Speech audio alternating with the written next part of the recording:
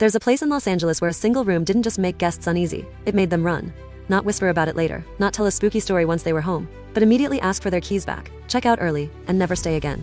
Most hotels have a squeaky floorboard, a weird smell, or a creaky door at night. But at the Cecil Hotel, something about one room became something else entirely. A symbol of dread, mystery, and unanswered questions that have pulled the attention of ghost hunters, true crime fans, and internet sleuths alike. This isn't just about a scary rumor. This is about history, tragedy, and a legacy that refuses to be forgotten. When the Cecil Hotel first opened its doors in 1924, it was meant to be an elegant destination for travelers and business folk alike, a shining example of early 20th century hospitality in downtown Los Angeles. But the years that followed changed its fortunes drastically. The Great Depression hit, downtown declined, and the Cecil eventually became known not for luxury, but for desperation, transience, and tragedy. By the late 20th century, the hotel was no longer a typical tourist stop. It became a cheap place for long-term residents, a shelter of last resort, and a backdrop to some of the city's darkest moments. And in buildings with long, messy histories, sometimes rooms take on identities of their own. Over decades, countless accounts emerged of guests who chose their room based on budget or location, never knowing that somewhere in the Cecil, there was one particular room that residents actively avoided after they heard what previous guests went through. That avoidance didn't come from a single true event, but from repeated patterns, stories that grew in detail as they spread. People entering the room quietly, checking out violently, leaving behind belongings, or making bizarre statements about feeling watched, only to refuse to share specifics later. Unlike standard haunted hotel stories, however, these reports didn't all come from people who stayed in the same exact room number, because the room numbers changed over the decades. What did stay consistent was the experience, whispered sensations of being observed, sudden panic without clear cause, an overwhelming feeling of dread that didn't match the physical surroundings. Guests who asked the front desk about it often received nervous glances. Some staff members simply changed the subject. For many visitors, just hearing about the room was enough to make them request a different one. The Cecil Hotel isn't just known for its age, it's known for its dark history. Over the decades, the building witnessed numerous suicides, homicides, and unexplained deaths. Perhaps the most well-known incident in recent memory was the case of Elisa Lam, a 21-year-old Canadian tourist who stayed at the Cecil in 2013. She disappeared while staying in a shared room, then was found dead more than 2 weeks later in a water tank on the hotel's roof, after other guests reported strange water tastes and low water pressure. What made Lam's case gripping, beyond the tragedy, was the surveillance footage from inside a hotel elevator just before her disappearance.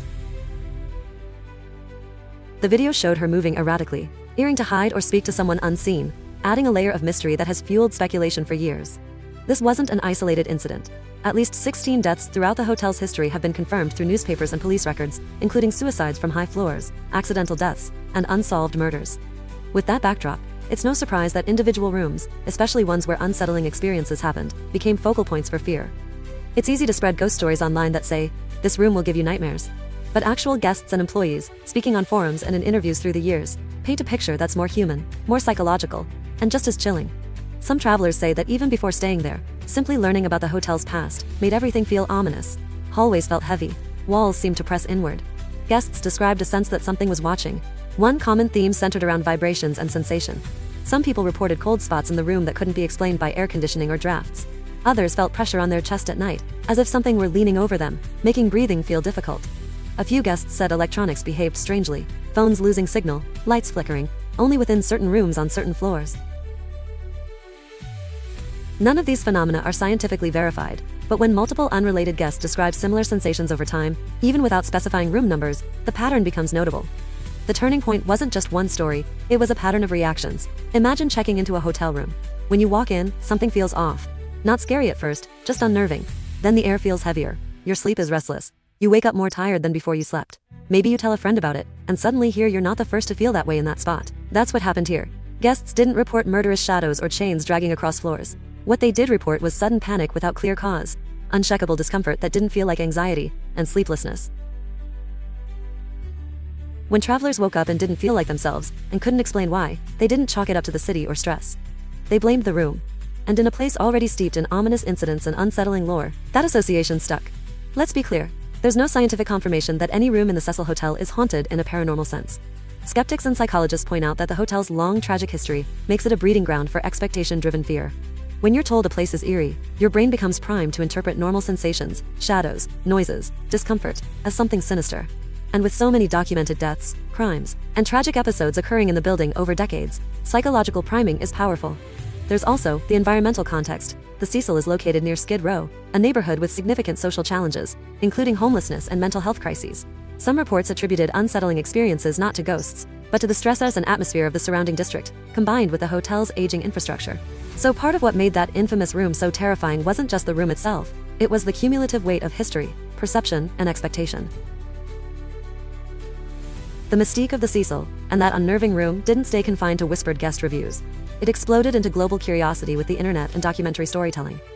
In 2021, Netflix released Crime Scene: The Vanishing at the Cecil Hotel, a documentary that put tens of millions of viewers squarely on the hallways of this uncanny building and amplified the hotel's reputation for mystery. Suddenly, the world wasn't just hearing about one room, it was watching eerie elevator footage, hearing about unsolved deaths, and seeing former guests try to make sense of it all on screen. The coverage didn't just stoke fear, it created a cultural symbol, a room that wasn't just scary in itself, but scary because it was tied to a deeper unresolved story. Here's the honest truth. No one has ever confirmed a single physical entity in that room. No ghostly figure standing in the corner, no supernatural force pushing people toward the door, no ancient curse scrawled on the walls. What does exist is a convergence of historical tragedy in the building, unsettling personal experiences, psychological suggestibility, and a collective narrative that turned a space into a symbol. And once a legend settles into place, it becomes self-reinforcing, especially in a location where so many real documented events defy easy explanation. This wasn't a room where every guest saw the same apparition. It wasn't documented with hard evidence of paranormal energy. But the effect it had, guests avoiding it, changing reservations, refusing to stay there again, tells us something powerful. Human experience is shaped by context. What we expect can become just as influential as what we observe. And in a place like the Cecil Hotel, with its layered history, tragedy, and mystery, expectations can become powerful. So the real question might not be whether something supernatural happened in that room, but rather what happens when a building's past becomes so large, so tangled, and so unsettling, that any ordinary room starts to feel like a doorway into something we don't understand. In recent years, the Cecil Hotel has stopped operating as a traditional hotel. It's been repurposed for affordable housing and underwent partial closure and renovation, but its eerie stories remain a fixture of LA lore. People still talk about that infamous room, not because there's definitive proof it's haunted, but because it sits at the intersection of real tragedy, psychological impression, and human fear. The room became a symbol not of spirits, but of how stories shape experience, how a place's history can warp the ordinary into the uncanny. Maybe the room was haunted, maybe it was psychology, maybe it was fear amplified by history. Whatever the truth, the legend of that room at the Cecil Hotel teaches us something bigger about how places hold memory, not just in bricks and mortar, but in human imagination. Would you stay there if you knew the stories going in? Would hearing about a place's past change how you feel inside it? Ghost or no ghost, that room became one of the most talked about spaces in American urban lore. Not through sensationalism, but because people experienced it as real. And that might be the most haunting part of all. If this dive into the Cecil Hotel's most infamous room fascinated you, hit like so others can explore why some places live beyond their walls. Subscribe for more deep investigations into history, mystery, and the stories that blur the line between the unexplained and the unforgettable. And share this with someone who loves unraveling eerie mysteries grounded in real events, because some rooms become more than just spaces. They become stories we can't stop telling.